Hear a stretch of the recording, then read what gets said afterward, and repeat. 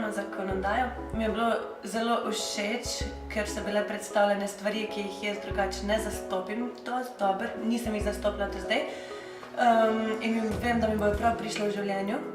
Od porodniške do plač, do vsega, da te tudi potem delodajalci ne morejo zafrkavati, da tudi veš, kje so tvoje pravice, dolžnosti.